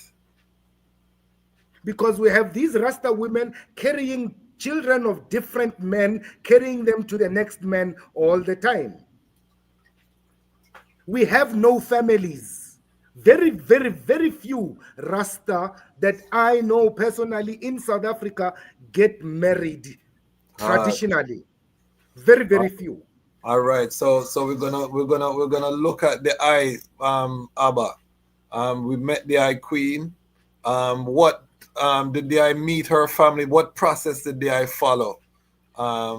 Since you hot up the place, what process was followed and protocol? Was the eye following that protocol? I have 3 children. Yes. And all protocol was observed. Ah, yeah, bingy. We love that. We love that. All protocols was observed. All cows were distributed. Everything was done. Yes. This is why I speak with authority on that issue. I just want to make sure. Because I'm married. I'm married You know, I've been with my queen 18 years, formal marriage. I've been with my queen over 21 years together, you know, chatting faithfully. So, you know, this is why I feel comfortable. Glory. Yeah, that's why I can mash corn. You know what I mean? I'm comfortable to talk about these topics because I know that my closet, you know what I mean, I clean out my closet. And but I just want to make sure that the eye burning that fire, because it's a hot fire that the eye burn, you know. It's searing, you know what I mean? And it's one thing to burn the fire, and while I'm burning in the fire at the same That time. is it. That is. I just wanted to make sure that my newfound brethren wasn't burning himself too. And I'm glad. No. It's a problem, my brethren. It's a problem that we see all the time. Okay. Because now we cannot use the term broken families in that context. No. We and can't. I'm gonna correct. I'm gonna correct it too, because I like that. It's illegal behavior. It's all illegal.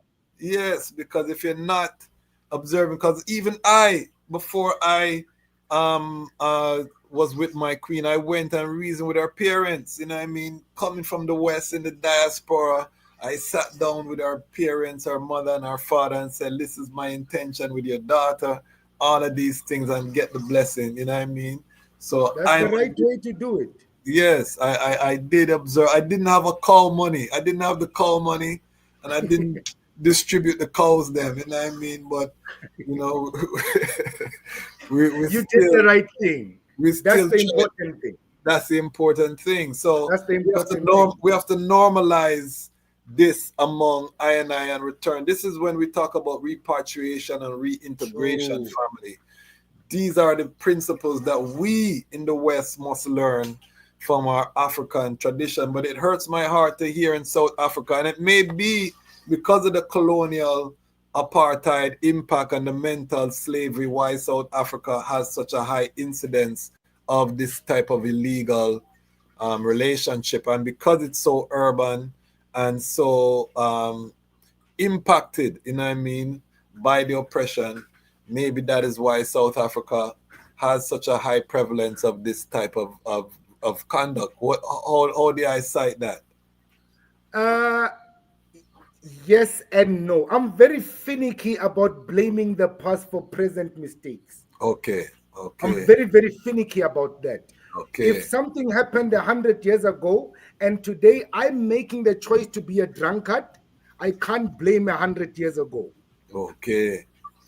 So yes, oppression, apartheid might have had a contribution, but today we are choosing not to do the right thing. Yes. We are making the choice not to do the right thing.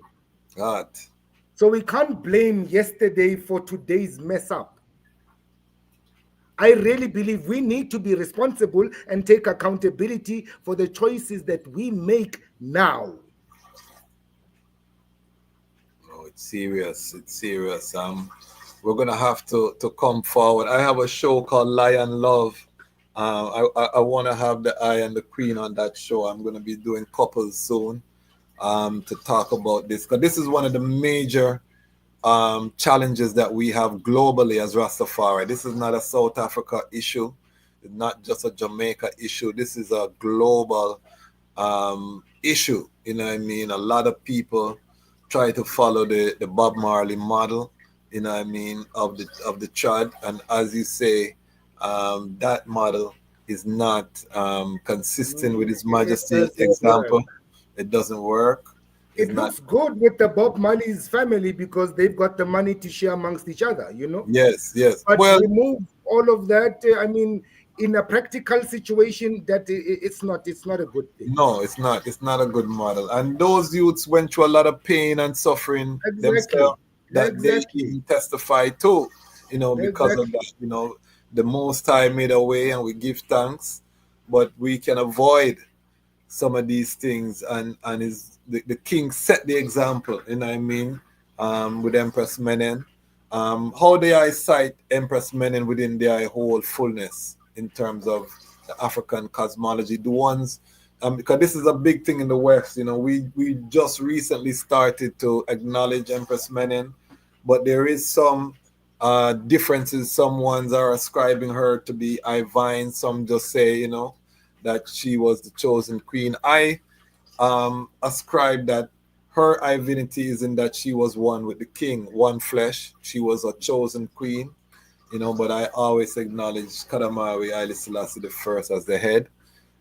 In the autobiography, he was very clear that she did not get the anointing oil at the coronation, meaning that she was not, it was not a co-rulership, you know what I mean? And even though he negotiated for her to get crowned, he was very clear that she still did not get the anointing oil, you know, so that was the difference in the, and of course the anointing is the meaning of Christ. The anointing is what separates man. Yes, Yeah. yes. So, but how does the I and the ones in the Melchizedek order view Empress Waziri Menen? We're gonna circle back to your initial question about monogamy and polygamy, right? Yes. We're gonna circle back to that. Yes. Empress Menen is viewed by me first personally as a divine being, in as much as my mother is a divine being, in as much as my wives are divine beings. Okay, I hear you say wives. I heard you say wives. You're gonna circle. All right, come again. Go ahead. In as much as my daughters are divine beings. All right. In as much as my sisters are divine beings. And here's the twist. Emperor Haile Selassie is a divine being. Yes. In as much as I am a divine being. In as much as you are a divine being. In as much as my father was a divine being. Now, what Haile Selassie and Empress Menen mean to me and the order of Abba Kalipi Bokanya is... yes, and then after that, I want you to go into the eyes order and explain the whole fullness and how people can tap in. But continue. If you look at the speech, the acceptance speech, when His Majesty accepted the crown, he used, just to quote a short piece of it, I thank the Almighty God for taking a mere man and raising him up to the level of King of Kings. Now that speaks to human potentiality, that you as a mere man can elevate to the level of being God or realizing divinity within yourself. So Emperor Haile Selassie is God and King in as much as he is that divinity manifest to encourage me and stimulate me to do the same. Empress Menen occupies that same position. Now, who is more important, my mother or my father? I can't decide. I see them as one.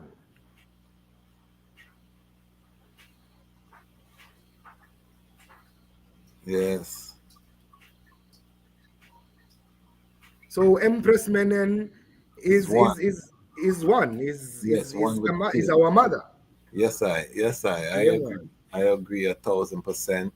And that's the order, you know, when you become married, you become one flesh.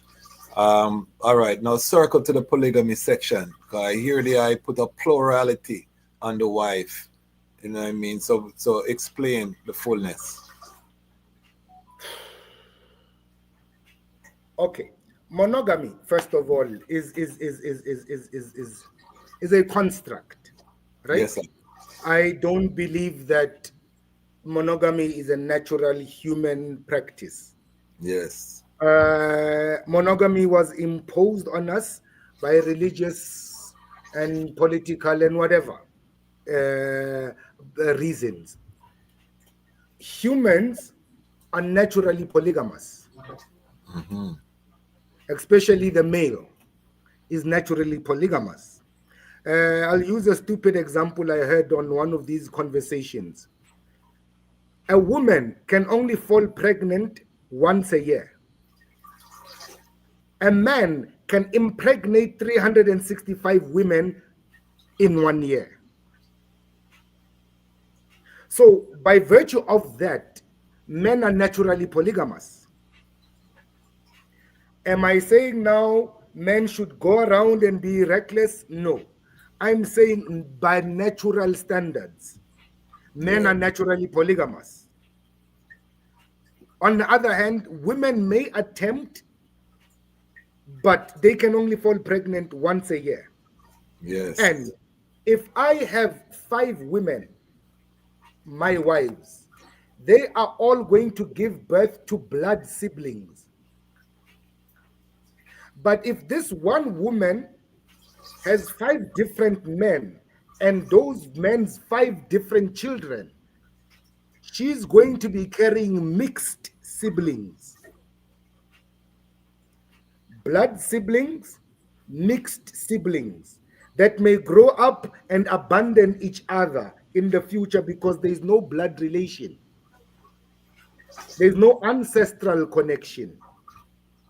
So, having said that, polygamy was an institute that was instituted primarily by women, not men. If you look at the traditional and cultural history of the practice of polygamy, it was women who came together and said, my husband is taking good care of me. And in our home, we can be able to accommodate my younger sister. And she would go out and fetch her own sister to introduce her to her husband. Now, here's the beautiful thing about that situation. Both these women come from the same parentage. Both these 2 women fall pregnant for the same man.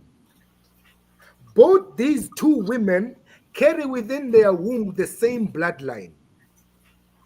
So these children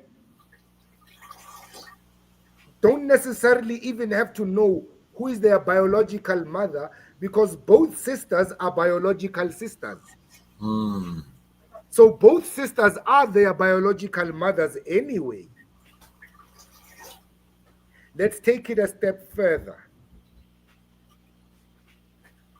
A woman realizes that by nature, more women are born than male every day. And if one man takes one woman as a partner, what happens if it's a ratio of 5-1 and every one man takes one woman? What happens to the 4? Are they now potentials for your man to cheat on you? Because who is going to take care of them? Considering the fact that a lot of men die in war, a lot of men are in prison right now. A lot of men don't want women anymore right now. What happens to that great number of women who want to have families, who want to raise children, who want to be wives? This is where polygamy now becomes a feminine solution to a female problem. Polygamy was never a man's pleasure. It was created to keep society organized. Because what happens to these women who don't have husbands? Now these husbands are going to crawl out at night to visit those women because they also need entertainment. Now, polygamy works in this way. Traditionally, there are 5 houses in a polygamist's homestead. 1 is the great house. 2 is the right-hand house. 3 is the support of the great house. 4 is the support of the right-hand house. 5 is the broom of the whole family. Now, that's essentially a man can marry 5 women. He can have a great house. He can have a right-hand house. He can have these two houses that support these two houses, and he can have this house of reserves. So that are you talking about physical houses, a compound, or Physical compounds, a physical home. Because now here's the thing. In Africa, in our tradition, we have a term for what we know as a man. We say indoda, right? Now, indoda is not indoda unless he builds a home for a woman. okay, So you serious? do not become a fully developed man until you take on the responsibility of building a homestead and putting a woman in there legally. Serious. I like that. You hear that? You hear that, family? You have to build a home. I counsel this to the younger brethren. I have a thing I call the Rastafari man standard, you know, and I always tell the brethren to get their economics in order, their house in order before they seek a sistren. And even in the autobiography, when you read His Majesty autobiography, he speaks about the work that he was doing in Harar had reached a sufficient level where he now felt it was time for him to take on to himself a wife. When he felt his work was sufficient enough to take Yes. on a wife. Serious. No, this is an order. This It's is an this. order. Yeah, these things are what we have to teach. You know, the loosey-goosey era, we have to end it. You know what I mean? And as Rastafari, independent, non-aligned media, I want to bring this message because, again, we cannot build sustainably unless we have families. Families are the building block of a nation. So how many wives does the I have right now? You don't count how many wives a man has. They are not Okay. cows. Okay. So how do we find out? Because we want to know. We're curious now. A man has only one wife in Okay. many different bodies. Okay. So how many different bodies do I have around you right now? One body. Okay. But the I aspire to bring in more queens, and you said the queen has to choose the other sister in them, right? There has to be an agreement. Yes. She will not always be the one to choose. She's not Okay. always there when I walk around, you know? Okay. Like my first wife again, my other wife, my other one wife. Yes. Even before I made contact with her, I spoke to her mother. Okay. And we reached an agreement with her parents. And then later on, we started talking. Okay. So even before I said the first word to her, I had already spoken to her mother. Okay. So in that way, everything is done in order.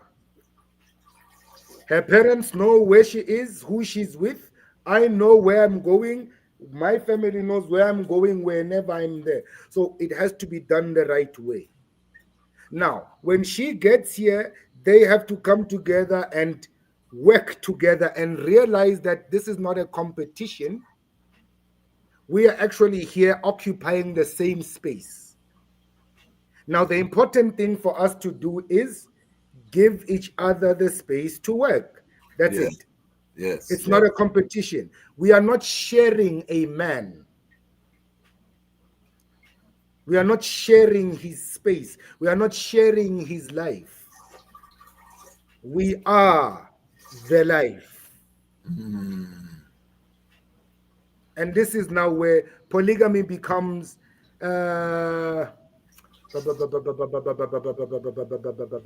it becomes a solid base for families, because now you have support, you have more proverbial hands to put to the job, you got more brains to think about solutions to problems, you've got more reach.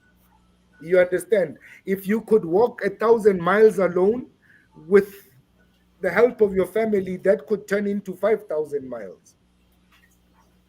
So polygamy is a fundamental base of African family, and which was disrupted by a whole lot of things, you know, Yes. because we know in history, even in European cultures, polygamy was there, you know. Polygamy is not a new thing No. until Christianity now enforced the rule that one man, one woman. Yes. And then the whole world started to change. I mean, you go to the Chinese, they were polygamists. You go to the Japanese, they were polygamists. You go to the Scandinavians, they were polygamists. You go to the old Gauls, they were polygamists. The Saxons, polygamists. The Franks were polygamists until Christianity said, no, no, no, no, no. One man, one woman. So monogamy, it's something that can be debated, but polygamy is a natural thing. Yes, yes, yes, yes. Give thanks for that clarity.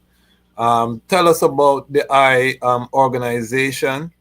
And you said it's a branch of the Melchizedek order, or evolution. What makes it distinct, and what is the focus and the vision of the order? Abakali Pibokanya is an institution of spiritual knowledge based on spiritual awakening and practice. We have different categories in our school. We have a class for traditional healers, your so-called sangomas and healers, your shamans, where now we deal with ancestral rituals and ancestral connections, prophecy, divinations, herbal healing, trance dancing, and and all of that experience of the African. We also have a class of priesthood, where now we deal specifically with the knowledge of spiritual history and cosmology, where we also have divinations. We also have certain practices of healing, but very distinct from the traditional aspect of it. We also have a school of philosophy, where we learn about existential human issues, you know, how to navigate life, how to live as a spiritual person in society. We also do outreach programs, charities. We also do a lot of things. We move around a lot, and we're not a specific church or religious group, because within our community, you find people from different walks of life, you know. But the one thing that we focus on is self-knowledge. This is the one thing that we all come to Abakali Kanya to learn: self-knowledge, self-discovery, and self-manifestation. Who are you? Before you can start learning about the pyramids of Egypt, before you can start learning about Hiroshima of Japan, before you can start learning about the Aztecs and the Mayans of South America, who are you? We even have a standard criteria of acceptance for initiations. You must at least count 5 of your ancestors chronologically, from your father, his father, his father, his father, and his father, to get permitted for initiation into the mysteries of the order, because the main focus is self-knowledge. So how many members approximately do you think are part of this movement? Who I haven't counted in a long time, because now they come in. I don't do mass groups, so I don't have a permanent number in the school. Okay. No, I don't do mass groups. For some of them, it's initiation for 1 year, and then you're done, you go home. For some, it's 7 years, you're done, you go home. You understand? For some, it's 1.5 years. For 3 years, depending on the course that you are doing. I don't have a mass movement or a mass following around me. In fact, I deliberately aim not to build a mass following. Okay, so it's more of a school of thought. You can enroll, and how do ones get tapped in to the eye? On all social media platforms, on YouTube, there is official Abakali Pibokanya, where you find a whole lot of videos with the lessons and the lectures that I do. You can Okay, find please on please have the queen text it to I along with the I number. And I will add it to the description of this video. I'll add it to the description so ones can support. Please go and follow the Brethren YouTube, subscribe. Mecca and I support. I love this reasoning. We've gone over the 2-hour mark, but I want to bring the eye forward. This is part 1. I really full enjoyed this reasoning, and we learned a lot today. You know what I mean? The eye burns a hot fire. I know this one is going to be one that is a classic episode. We're going to clip it up and send it a road. So definitely, Lion Pride family, make sure you follow the Brethren on YouTube, all platforms. We'll put the links in the description. So you just click on the 3 dots under the video. It'll open up the description, and then we'll have the links there so that the item can follow the Brethren, and we can support the greatness that is happening in South Africa. And we can. And we have online classes going on, but we're starting a new cycle next year. So online classes where we learn spiritual knowledge.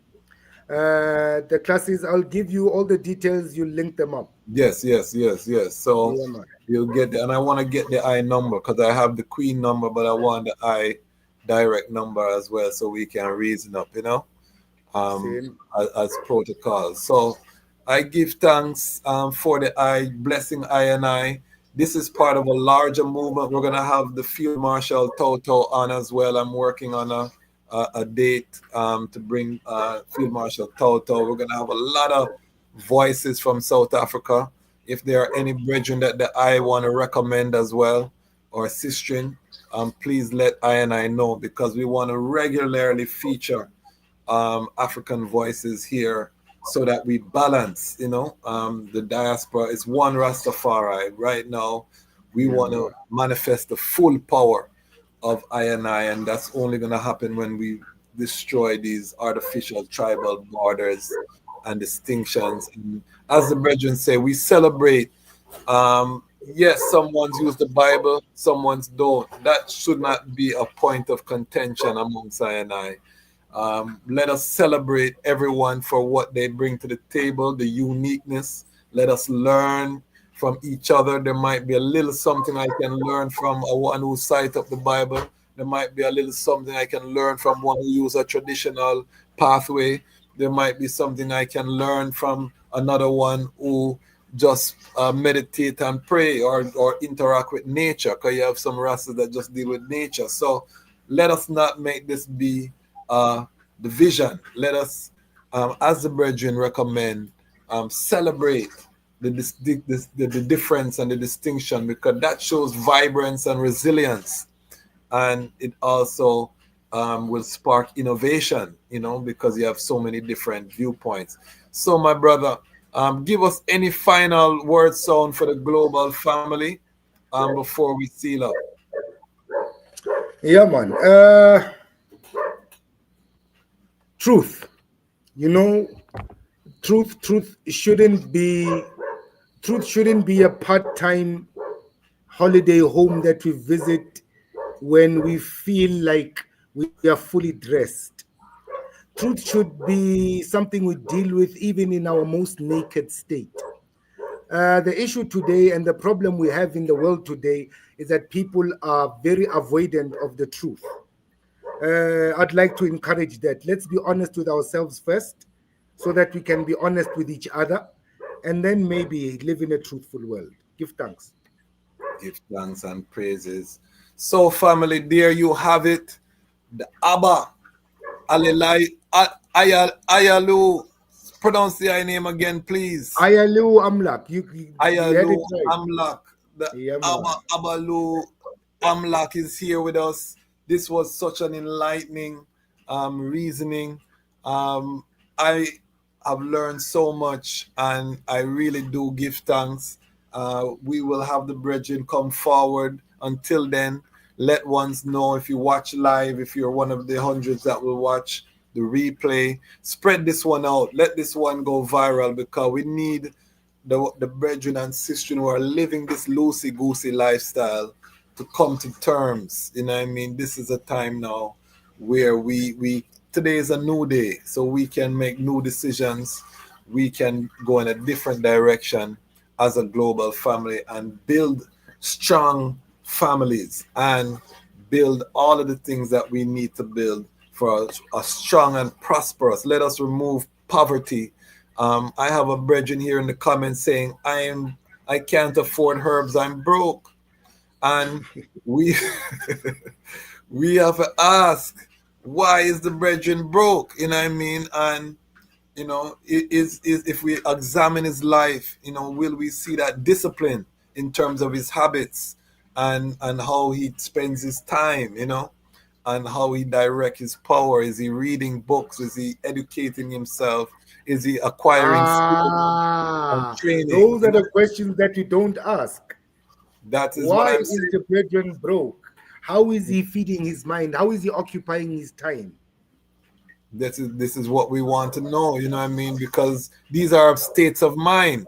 One final thing, I see a sister asks, how long were you married before the second wife or the third wife? Is there a time consideration?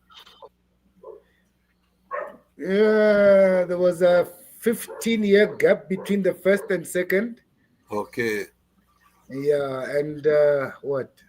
Two years between the others. Okay. Yeah, man. So that answers your question. It's not an overnight vibration. You know, it's time. It takes time and diligence, and obviously the brethren financially able to provide a home. So it's not a loosey-goosey. You know, you're just out there. So again, I do give thanks for the family. Heal up the ones and ones for I and I. We'll be in touch to keep the link and keep the movement strong. If you are not a member of the Lion Pride, make sure you subscribe, make sure you share, make sure you like. Join us on the Patreon. We are going to be having our monthly town hall meeting probably next round. We'll put out the announcement shortly, and we will continue. Why?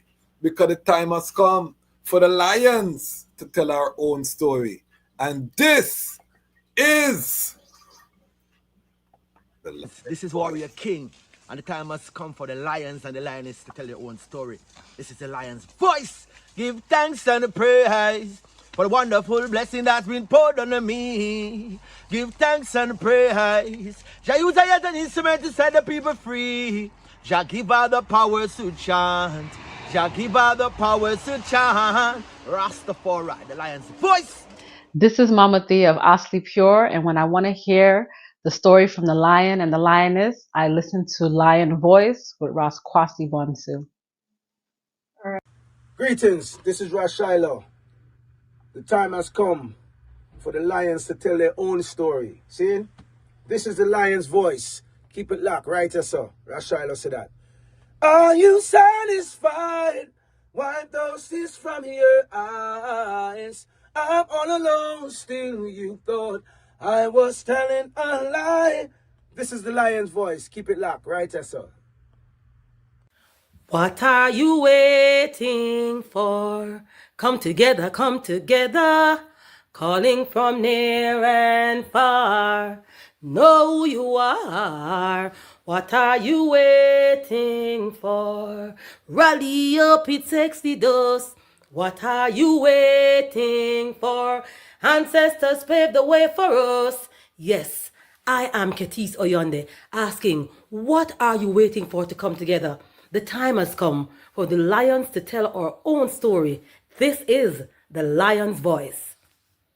Yes, Jah people, this is Michael Shamaya representing. I say, hear the lion voice, saying it is time for the lions and the lionesses to tell their own story. King David killed Goliath with a stone, we original dread. The fittest of the fittest shall survive. My people, open your eyes. Wake up. Blessed love, this is Queen Omega representing for all lions and lionesses. With the lion's voice, we come to tell our story. Rastafari, live it. Hey, the lion's voice. Rastafari. Alright, listen to me now, people. When the lion roar, no dog bark. See? The lion's voice with Kwasi Banso. Time right now for the lion to tell his story. See? Listen up. Amina, the time has come for the lioness to tell our own story. No surrender, no retreat, we are Jaja soldier. Rougher than the streets, tougher than a boulder. Bigging up Lamb's voice. Now put it. I Jalifa said that. Yeah, now the time has come for the lion to tell his own story. Yeah, the one them called Celestial I represent for the mighty lion voice. And this a shook up your planet tectonic. As me sip up my roots and tectonic. And you can't make me jump nor get panic. Have the engine a run like mechanic. Room. I will never stop, hail the Most High, and I will never stop, call Rastafari. Blessed love, this is Kushite representing for the Lion's Voice. We are here to tell our own story, Rastafari. Yeah, David Dread of Steel Person. I'm saying hail to Lion Voice because it's time that the lion have its voice, have its own story. Says I'm stepping out here. Hear me now. Yeah, the lion's voice. Raw.